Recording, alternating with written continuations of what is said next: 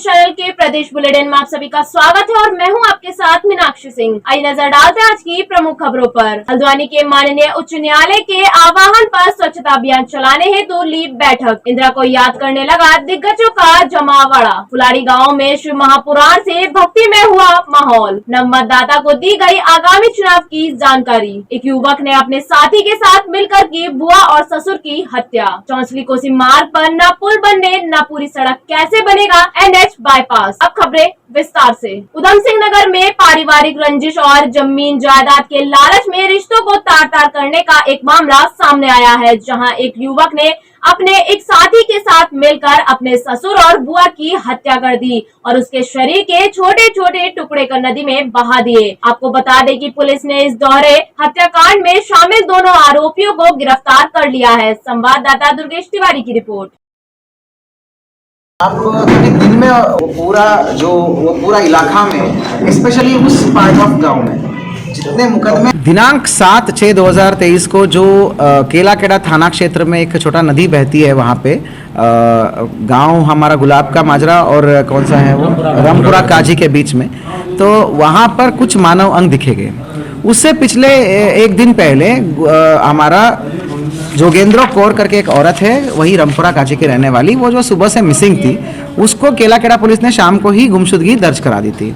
7 तारीख को जब ये मानव अंग मिलने से बहुत ज़्यादा सनसनी फैल गया है एंड उसके बाद शाम तक ये भी पता चल गया कि भाई वो पैर के गांठ से और कपड़ों से आइडेंटिफाई हो गया था जोगेंद्र का है। तत्काल हमने 302 का मुकदमा लिख दिया था जोगेंद्र कौर पे, और विवेचना के दौरान हमने DNA टेस्ट को मिलान करने के लिए हमने जोगेंद्र कौर की बेटी का DNA टेस्ट की मिलान के लिए भेजा था। इसी विवेचना के दौरान हमको एक हैरतन चीज़ हमारी संज्ञान में आई कि उसी गांव में एक और गुरमीत करके व्यक्ति है, वो भी मिसिंग चल रहा है उसी दिन से, तो उसकी भी हमने इस इन्वेस्टिगेशन में शामिल कर दिया। एक और पंजा मिला था जिसमें एक इसमें नाखून नहीं था, बाद में वो भी आइडेंटिफाई हुआ, संभवतः है गुरमीत हो सकता है करके, तो हमें शक था कि ये डबल मर्डर है।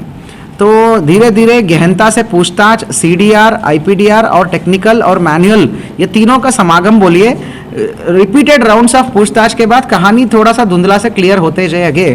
एंड जो गैप्स था लोगों की कहानियों में, ये डे 1 से ये पूछताछ किया जा रहा था इनसे, धर्मेंद्र से, जबकि गुरुदेव उसी दिन से भागा हुआ था। धर्मेंद्र हमको हमेशा कुछ कुछ इंपॉर्टेंट चीज़ों पे गुमराह करता रहा कि वो वहाँ पे नहीं गया था करके, बाद में CDR में वो मैच हो गया। उसके बाद जो है जब चीज़ें खुल के आ गई, CDR और सब चीज़ें, अन्य गवाह भी सामने आ गई, तो इसके द्वारा ये कबूला गया।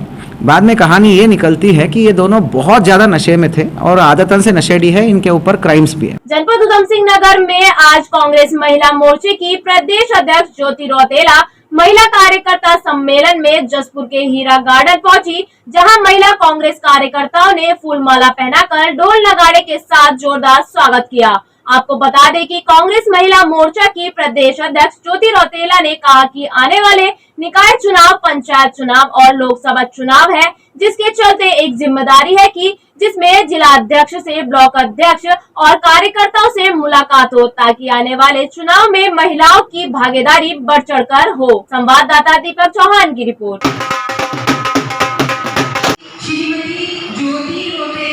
आने वाले चुनाव हैं, अभी निकाय चुनाव है और लोकसभा चुनाव है, पंचायत चुनाव है, तो महिला कांग्रेस की प्रदेश अध्यक्ष होने के नाते मेरी एक जिम्मेदारी है कि मैं अपने डिस्ट्रिक्ट्स पे जाके अपने जिला अध्यक्षों के साथ ब्लॉक अध्यक्ष और जो हमारे कार्यकर्ता हैं महिला कांग्रेस के, उन लोगों से एक मुलाकात करूं, और जो आने वाला जो चुनाव है उसमें जो हमारा पार्टिसिपेशन हो, महिलाओं का जो भागीदारी हो, वो बढ़ चढ़ के हो, और हमारे संगठन से हम लोग ब्लॉक संगठन से, वार्ड से, हर संगठन से, हर बूथ पे 10-10 महिलाओं को अपने संगठन से जोड़ना चाह रहे हैं, इसलिए ये मेरा प्रदेश का दौरा चल रहा है। ये कहना चाहती हूँ कि जो ये सरकार है, ये आम आदमी की सरकार नहीं है, ये सिर्फ बड़े लोगों की सरकार है और ये अपनी मनमर्जी से चल रही है। ये लोगों के लिए जो जिस भावना से सरकारें बनाई जाती थी कि जनता के लिए काम करेगी, जनता के लिए अच्छा सोचेगी, जनता की भलाई के लिए जो काम होता है, जो राजनीति होती थी पहले सरकार और सत्ता के जो डेवलपमेंट के काम होते थे सरकार वो करती थी।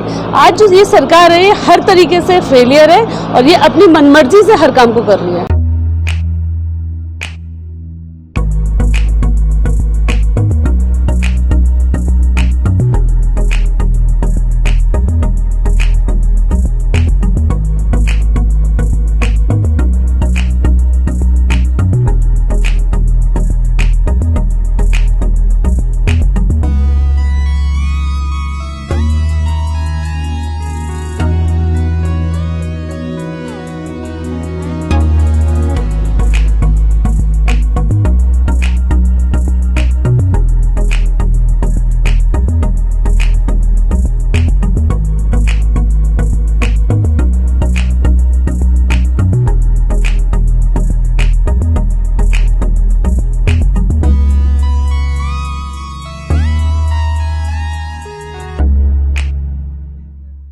पर्यावरण के संरक्षण के लिए उत्तराखंड उच्च न्यायालय नैनीताल के दिशा निर्देश पर स्वच्छता जागरूकता अभियान चलाया जा रहा है। इस दौरान अधिकारी हल्द्वानी मनीष कुमार ने नगर पंचायत सभागार लालकुआं में अधिकारियों व कर्मचारियों के साथ क्षेत्र के गणमान्य लोगों, सभासदों एवं निकटवर्ती संस्था के अधिकारियों के साथ बैठक कर आम जनमानस में स्वच्छता के प्रति जागरूकता उत्पन्न करने हेतु आवश्यक दिशा निर्देश दिए गए। संवाददाता सचिन गुप्ता की रिपोर्ट।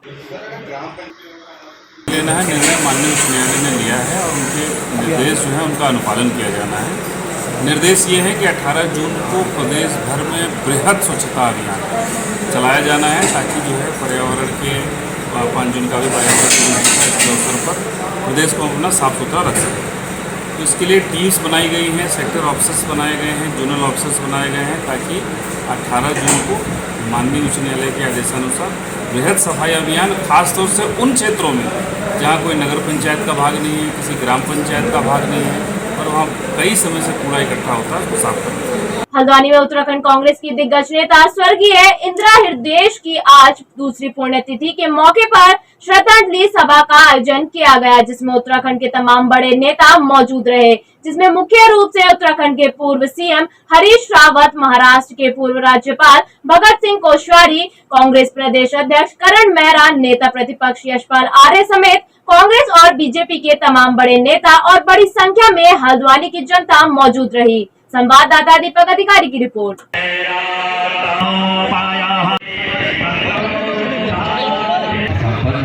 के साथ बहुत संघर्षपूर्ण यादें रही, मिल करके संघर्ष किया। 2000 में मिल करके वो लीडर अपोजिशन थी, मैं पीसीसी प्रेसिडेंट था और एक विधायक थे। एक विधायक से सरकार बनाने तक की यात्रा में हम 7 साल चले और उसके बाद के क्रम में 2012 से निरंतर हमने प्रचार अभियान साथ चलाया और फिर सरकार में साथ रहे, काम किया। वो एक संपूर्ण व्यक्तित्व थी, एक समर्पित व्यक्तित्व थी और बड़ी दृढ़ व्यक्ति थी। पुण्यतिथि है, मैं उनके सुपुत्र भाई सुमित का बहुत आभारी हूँ और मैं कृतज्ञ हूँ कि सुमित ने मुझे याद किया और इस बहाने मुझे इंदिरा जी के साथ बहुत लंबा, जब वो एमएलसी का चुनाव लड़ती थी हम उनके विरोध में काम करते थे। जब मैं विधान परिषद में था वो विपक्ष में थी, मैं पक्ष में था। ऐसे ही हम जब विधानसभा में गए मैं पक्ष में था, वो विपक्ष में थे, लेकिन ये कभी ऐसा नहीं लगा उनके साथ कि हम पक्ष और विपक्ष में हैं। एक प्रकार से हमारा उनका संबंध न केवल भाईचारे का था बल्कि उससे भी आगे बढ़ करके था। और मैं कह सकता हूँ कि इंदिरा जी से बहुत कुछ सीखने के लिए है और हमारी अगली पीढ़ी जितना वो अध्ययन करती थी, जितना वो मनन करती थी और जितने बोल्डली वो काम करती थी, मुझे लगता है कि हमारे आज के राजनेताओं को इसी प्रकार से उनसे उस अध्ययन की वृत्ति सीखनी चाहिए, उतनी बोल्डनेस से काम करना उनको आना चाहिए। अधिकारियों से कैसे काम कराया जाता है ये सीखना चाहिए। ये मुझे आज इस अवसर पर उनकी बहुत कमी मुझे खलती है, लेकिन जो ईश्वर का विधान है वो नहीं है। देखिए, आज इंदिरा जी की दूसरी पुण्यतिथि है और हमारे लिए बहुत ही भावुक क्षण है। इंदिरा जी का जो व्यक्तित्व था, जो उनका कृतित्व था, जो उनका नाम था, जो उनके पहचान थी पूरे उत्तर प्रदेश और उत्तराखंड में, वो सभी को ज्ञात है। संसदीय ज्ञान और संसदीय परंपराओं की वो ध्वजवाहक रही और एक अजात शत्रु भी थी। सभी सर्वदलीय सभी दल उनका मान सम्मान करते थे। जितना सत्ता पक्ष में उनका सम्मान था उतना ही विपक्ष में भी उनके लोग उनका आदर सम्मान करते थे। अगर आप प्रोसीडिंग उठाएंगे उत्तर प्रदेश की विधान परिषद की, जो विधान परिषद की कई बार वहाँ उत्तर प्रदेश में काउंसिल में सदस्य रही और उत्तर प्रदेश के बाद उत्तराखंड निर्माण के बाद, राज्य गठन के बाद संसदीय परंपराओं को लेकर जिस तरह से संसदीय कार्यमंत्री के रूप में जो उनकी प्रोसीडिंग में जो उनका व्याख्यान है, जो उनकी विद्वता है वो प्रदर्शित होती है। और आज दूसरी की वर्षगांठ है, लेकिन इंदिरा जी हमेशा हमारे बीच में अपने विचारों से, अपने भावों से, अपने संस्कृति ज्ञान से, परंपराओं से, मूल्यों से हमें हमेशा हम उनका स्मरण करते रहेंगे। और भगवान उनकी, ईश्वर उनकी आत्मा को, प्रभु उनकी आत्मा को अपने चरणों में स्थान दे। पिताजी भी उनके सहयोगी रहे और अब मैं भी उनके साथ सहयोगी रहा। एक विजनरी पर्सनालिटी के रूप में मैं उनको देखता हूँ और स्पष्टवादी थी, ज्ञान की भंडार थी और उनका अनुभव किसी की बराबरी नहीं कर सकता। पहला शख्स मैंने देखा था अपने जीवन में जो हाउस में, सदन में ये कहता था कि सदन केवल परंपराओं और से नहीं चलता, ना ही केवल नियम से चलता है, सदन परंपरा और नियम से चलता है। ये बात को बार बार कहती थी और उसको स्थापित भी करती थी और स्पष्टवादी थी। आप हल्द्वानी का पुराना स्वरूप देखिए और इंदिरा जी के मंत्री बनने का हल्द्वानी देखिए, जमीन और आसमान का फर्क है। ये एक विजनरी व्यक्तित्व का परिचायक है। आज अच्छा लगता अगर गोलापार में उनका सपना पूरा हुआ होता, लेकिन उनकी मृत्यु के 2 साल बाद भी डबल इंजन की सरकार उसको नहीं कर रही है, जो हमारे लिए एक चिंता का विषय है। हम वेट कर रहे हैं, जिस दिन उत्तराखंड में कांग्रेस की सरकार बनेगी हम इसको रेक्टिफाई करेंगे और इंदिरा जी के सपने को पूरा करेंगे। यही नहीं, उनका एक सपना था कि सारे गांव तोकों को हम सड़कों से जोड़ें ताकि उत्पादन को मंडियों तक लाया जा सके और लोगों की आर्थिकी बढ़े। ये बहुत कम लोग सोचते हैं और इंदिरा जी को अगर सच्ची श्रद्धांजलि देनी है तो हम लोगों को उस दिशा में काम करना चाहिए ताकि गाँवों में अच्छी शिक्षा, अच्छा स्वास्थ्य और कनेक्टिविटी हो, ताकि गांव के रहने वाले लोगों को भी अच्छा जीवन जीने का मौका मिले। और इंदिरा जी ने, मैं अभी सभी की आप बात सुन रहे होंगे, लगभग सभी उनके जो गुण थे उनका बखान कर रहे हैं और मुझे खुशी है कि आज दूसरी पुण्यतिथि है और आज पूरे प्रदेश में एक मत होके उनकी पुण्यतिथि मनाएगी, जो एक बड़ा मामला है। हम उनको इस रूप में देख सकते हैं कि उनकी कमी आज कांग्रेस के सभी साथियों को खल रही है और पूरे प्रदेश में आज उनकी पुण्यतिथि मनाई गई। मैं लोगों को और जो अपनी एक जो अपनापन था उनके अंदर, चाहे पक्ष हो विपक्ष हो, और काम के प्रति जो संजीदगी थी, जैसे भी कोश्यारी कह रहे थे, अध्ययन जितना करती थी, पाठक्रम का अध्ययन करती थी, संसदीय ज्ञान जो उनका था तो वाकई में भूतपूर्व है। और जिस प्रकार से सबको साथ लेकर चलने का उनका हमेशा प्रयास रहता था, राज्य के हित में जो विकास का प्रयास था, वाकई में अद्भुत पुण्य है। आज उनकी कमी मुझे ही नहीं, पूरे हल्द्वानी वासी को ही नहीं, पूरे उत्तराखंड वासियों को अवश्य महसूस होती है। कांग्रेस पार्टी के लोग को विशेष, क्योंकि एक वो साफ स्पष्ट तरीके से अपनी बात रखती थी, बेबाकी से बात रखती थी, बोलने से बात रखती थी और आज कहने की राजनीति में ऐसी स्पष्टता की कमी है। सबसे पहले तो मैं इंदिरा जी की दूसरी पुण्यतिथि पर उनको श्रद्धा सुमन अर्पित करता हूँ अपनी ओर से और अपने पूरे विधानसभा की ओर से। निश्चित तौर पर मुझे 2 कार्यकाल उनके साथ काम करने का मिला, 2012 से 17 तक का।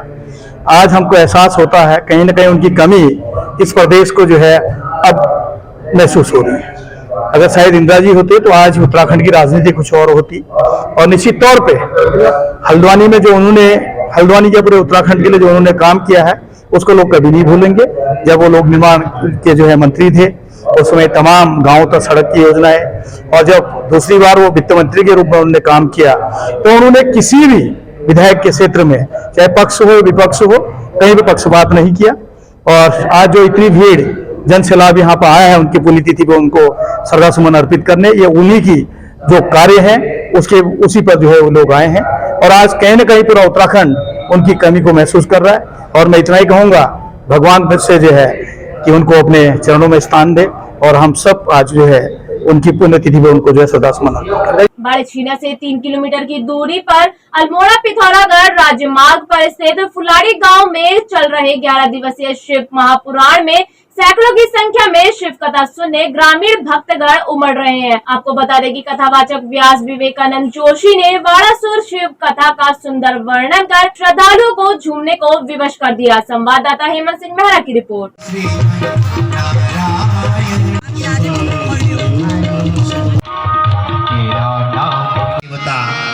कहते हैं यह विचार भी कहाँ हैं सब लोग? शाम की चाय तो एक साथ होनी चाहिए, सब लोग एक साथ बैठना ही नहीं चाहते। पापा, ट्राई दिस। लो, सब लपक ली।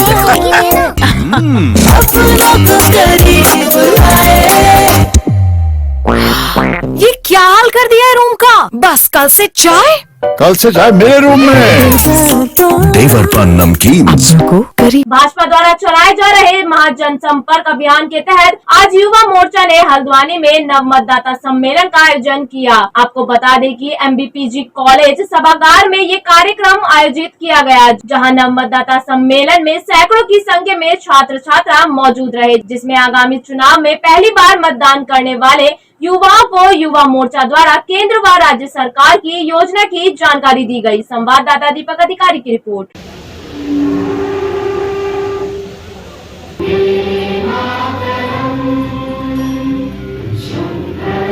देखिए, भारतीय जनता पार्टी अपनी मोदी सरकार के 9 वर्ष पूर्ण होने पर पूरे भारतवर्ष में एक महाजनसंपर्क अभियान के रूप में इसको चला रही है, जो कि हमारा 31 मई से 30 जून तक चल रहा है।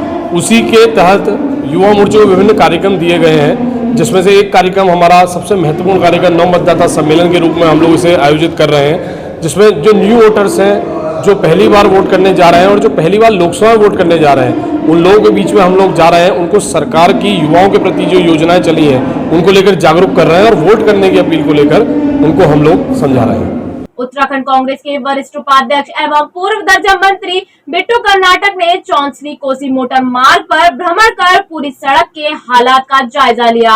आपको बता दें कि सड़क के 3 किलोमीटर हिस्से का निर्माण किया जाना बाकी है। साथ ही उन्होंने स्पष्ट रूप से राज्य सरकार एवं मुख्यमंत्री से मांग की है कि सड़क को तत्काल प्रभाव रूप से पूर्ण किया जाए। संवाददाता हेमंत सिंह मेहरा की रिपोर्ट।